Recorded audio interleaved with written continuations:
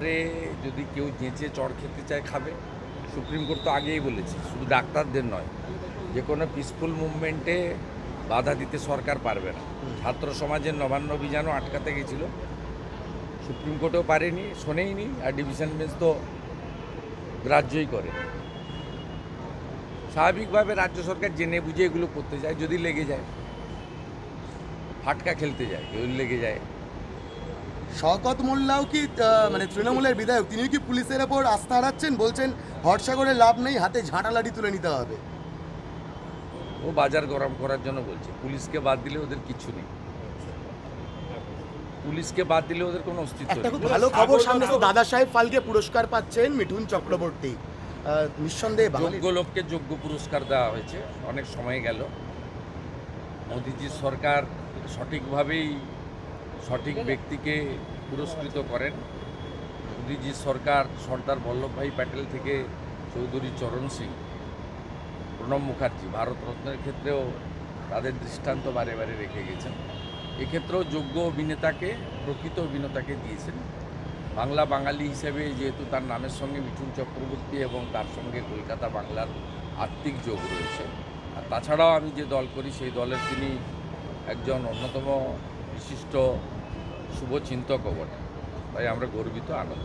যাদবপুরে আপনার ওপর প্রাণঘাতী হামলা হয়েছিল, সেই যাদবপুরে স্লোগান উঠছে কাশ্মীর মাঙ্গে আজাদি। এবার প্রশ্ন একটাই, পুলিশ কি করছিল? পুলিশ তো করবে না, কারণ এরা ভোটের সময় নো ভোট টু মোদি করে। মমতা ব্যানার্জির চাষ করানো।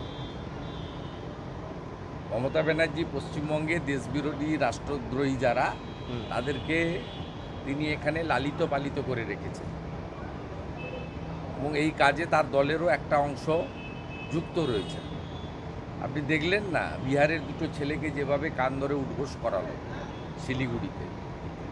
এটা তো সংকীর্ণতা, প্রাদেশিকতা, দেশের মধ্যে আরেকটা দেশ তৈরি করার যে অপচেষ্টা, এটা বহুত্ববাদে বিশ্বাসী ভারতবর্ষের ক্ষেত্রে বেমানান।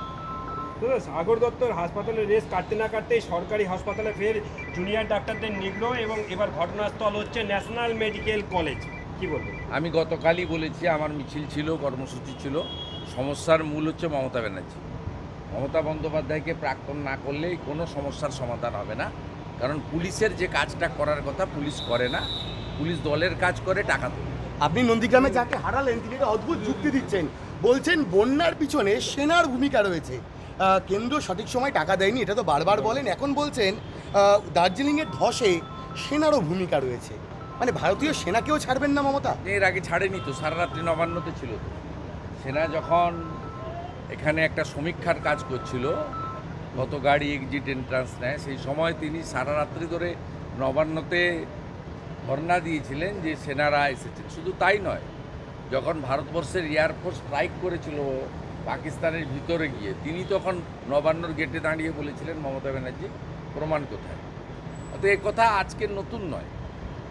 যারা রাষ্ট্রপ্রেমী, যারা 26শে জানুয়ারি এবং 15ই আগস্ট দেশমাতৃকার পতাকা তুলেন, বন্দে মাতরম বলেন, জাতীয় সঙ্গীত গান, তাদের মধ্যে কিছু লোক মমতা ব্যানার্জিকে ভোট দেয়, তাদেরকে রিথিঙ্ক করতে বলবো। 15 মাস পরে পশ্চিমবঙ্গ বিধানসভার নির্বাচন হবে, একে সরান আসল স্বরূপ প্রকাশিত হচ্ছে। আর বাংলা খবর, আপনার রাজনীতি, আপনার আওয়াজ।